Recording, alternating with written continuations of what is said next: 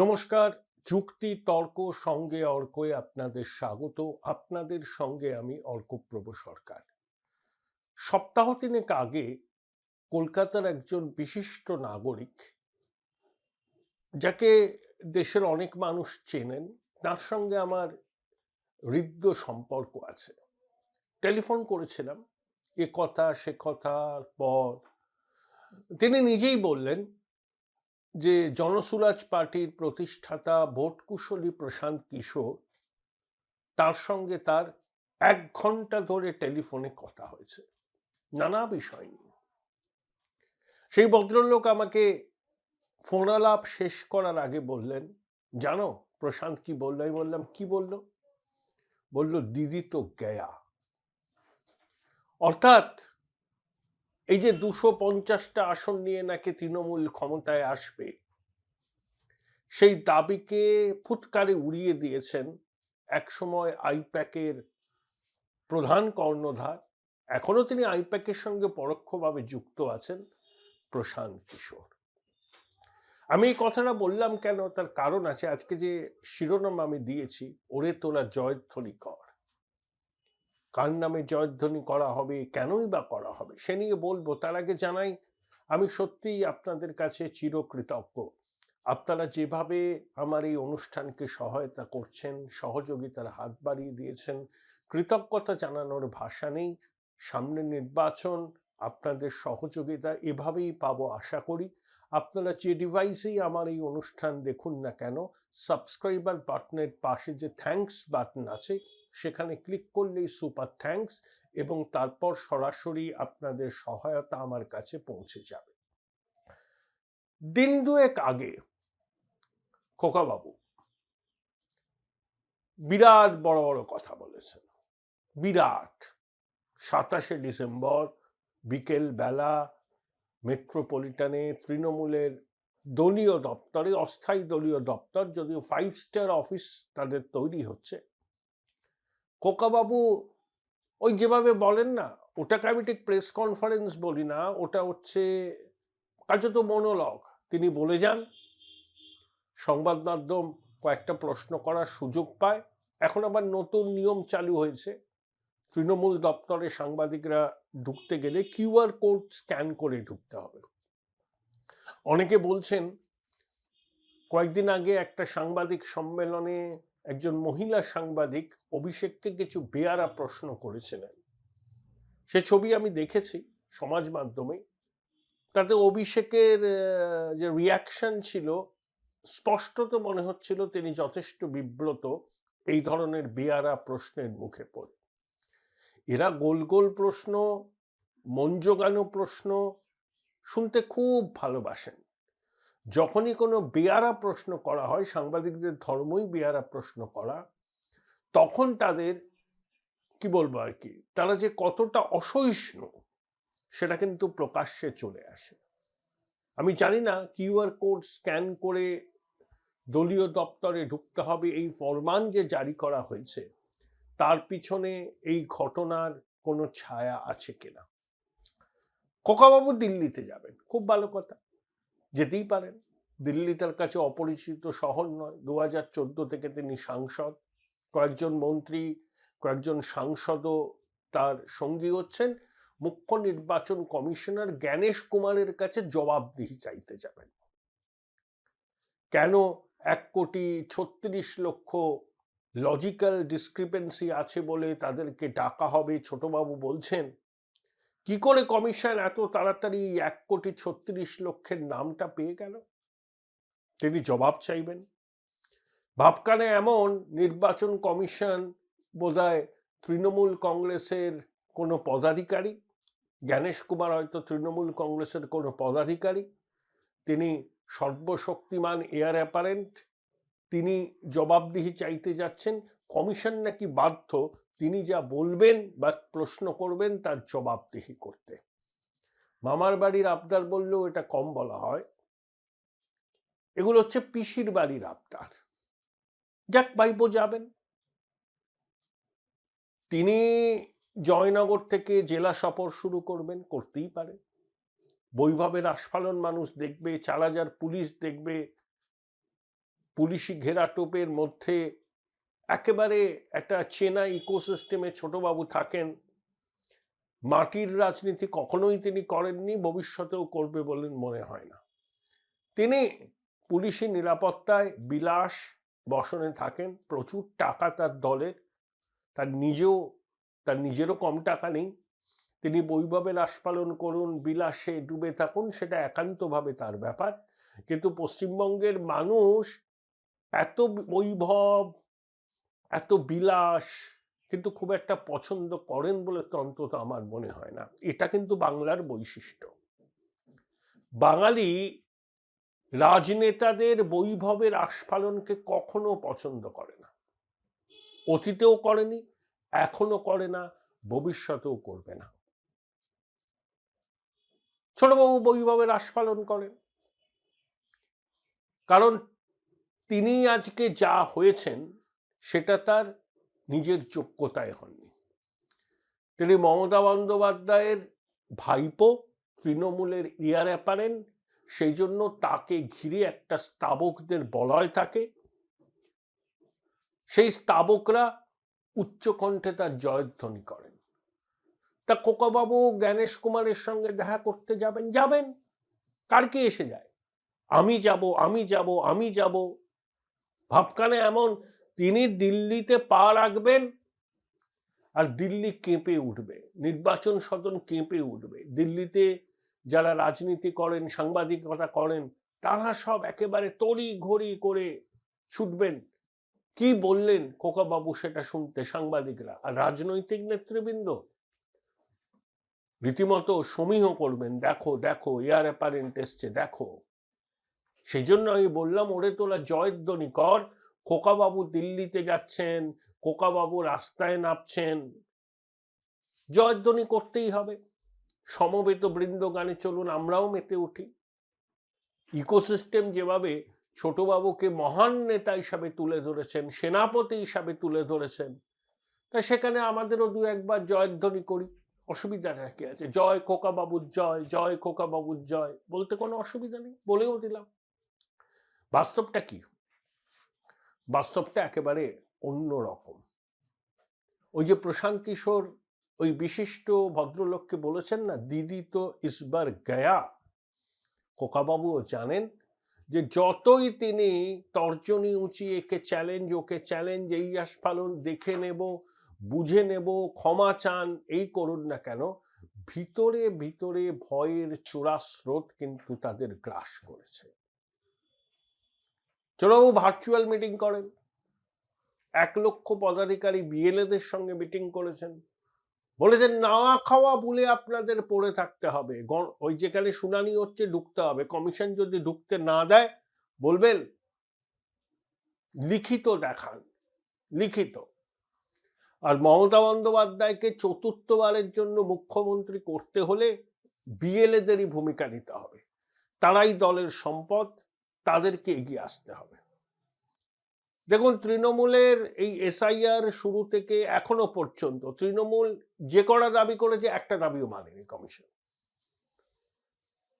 এই যে কেন পর্যবেক্ষক নিয়োগ করা হবে, ছোটবাবু বলেছেন অন্য রাজ্যে তো হচ্ছে না, আমাদের লজ্জার ব্যাপার তো। অন্য রাজ্যেও এসআইআর হচ্ছে, সেখানে তো কোনো পর্যবেক্ষক নিয়োগ করা হচ্ছে না। আয়নার সামনে দাঁড়ান, খোকাবাবু দাঁড়ান, দিদিমণি দাঁড়ান, তাহলেই বুঝতে পারবেন এ রাজ্যের বিষয়টা নির্বাচন কমিশনের কাছে সম্পূর্ণ আলাদা কেন। এখানে ভোটার তালিকায় যে কি পরিমাণ জল মেশানো হয়েছে, এখানে অনুপ্রাণিত প্রশাসন, একেবারে ডিএমএসপি থেকে বিডিও এসডিও থেকে সবাই, সেই অনুপ্রাণিত প্রশাসন নিরপেক্ষভাবে কাজ করবে এটা কেউ বিশ্বাস করে না। কমিশন প্রথম 2 সপ্তাহ অনেকটা ঢিলে ঢালা ছিল, মানে এদের উপর ভরসা রেখেছিল, কিন্তু 2 সপ্তাহ পরে তারা যে গ্রাউন্ড রিপোর্ট পেল তাতে বুঝতে পেরেছে যে মানে রাশটা এবার না ধরলে এসআইআর এর উদ্দেশ্যটাই ব্যাহত হবে। সেই জন্য একের পর এক পদক্ষেপ, তার জন্য ওই শুনানি কেন্দ্রে পর্যবেক্ষক, যথার্থ পদক্ষেপ। পশ্চিমবঙ্গ সমস্ত রাজ্যের থেকে আলাদা, রাজনৈতিক হিংসা থেকে শুরু করে ভোটে কারচুপি, ভূভারতে পশ্চিমবঙ্গের নজির মেলা ভার। কথায় কথায় তৃণমূল বলে না বাংলা বিহার নয়, ঠিক তো, বিহারে তো দু দফায় নির্বাচন হলো, একটা বুথেও কোনো দলই পুনর্নির্বাচনের দাবি করলো না, কোনো রক্তপাত হলো না, রেকর্ড টার্ন আউট হলো, জনদেবতার জনাদেশ নিয়ে এনডিএ ক্ষমতায় আসলো। কিন্তু পশ্চিমবঙ্গে দেখুন কি হয়, সামান্য একটা স্থানীয় পঞ্চায়েত নির্বাচনে আমাদের সহনাগরিকদের রক্ত চলল, মায়ের কোল খালি হলো। নির্বাচন আসলেই আমরা আশঙ্কার প্রহর গুনতে শুরু করি, এই বোধহয় আবার সন্ত্রাস শুরু হলো, এই বোধহয় মায়েদের বুক ফাটা কান্না আবার শুনতে হবে। এই জন্যই পশ্চিমবঙ্গ আলাদা। খোকাবাবু এটা জানেন না কেন পর্যবেক্ষক নিয়োগ করা হলো? অনুপ্রাণিত গৃহপালিত প্রশাসন পদে পদে বাধা সৃষ্টি করেছে কমিশনের কাজে। এমন এমন জেলাশাসক আছে শোনা যাচ্ছে তারা রীতিমতো বিডিও থেকে শুরু করে অন্যান্যদের হুমকি পর্যন্ত দিচ্ছেন। বিডিওরা দিয়েছেন বিএলওদের যে বঙ্গেশ্বরীর কথা শুনে চলতে হবে, কমিশন ক্ষণিকের অতিথি, কমিশনের কথায় গুরুত্ব দেওয়ার দরকার নেই, নির্বাচন মিটে গেলেই কমিশন চলে যাবে, তারা তো থাকবেন, তারা তখন বুঝে নেবেন। এই যেখানে প্রশাসনের অবস্থা, সেখানে পর্যবেক্ষক নিয়োগ না করে শুনানি করা আদৌ সম্ভব? খোকাবাবু জেনেও না জানার ভান করছেন। গুছিয়ে অসত্য কথা কিভাবে বলতে হয় এই তৃণমূল দলটার কাছ থেকে কেউ শিখতে পারে এটা। গুছিয়ে অসত্য কথা। দেখুন খোকাবাবু 27শে ডিসেম্বর সাংবাদিক বৈঠক করলেন, তার ঘন্টা দুয়েক আগে সব মন্ত্রী টন্ত্রী নির্বাচন কমিশনের দপ্তরে গেছিল, সিওর দপ্তরে। Join Indian Institute of Hotel Management now. Right choice, right decision.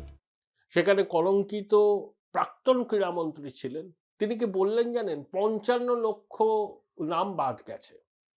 কমিশনের দপ্তরে যাচ্ছেন, একটা কথা বলে টেবিল চাপড়াচ্ছেন, সংখ্যাটা 58 লক্ষের একটু বেশি, সেটা জানেন না? কমিশনের দপ্তরে গিয়ে বলছেন 55 লক্ষ বাদ গেছে।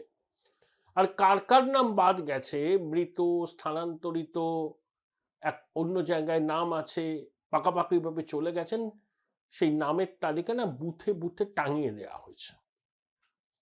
কোনো গোপন ব্যাপার নয়। যার জানবার ইচ্ছা, যার দেখবার ইচ্ছা, তিনি চক্ষুকর্ণের বিবাদ ভঞ্জন করে দেখতে পারেন।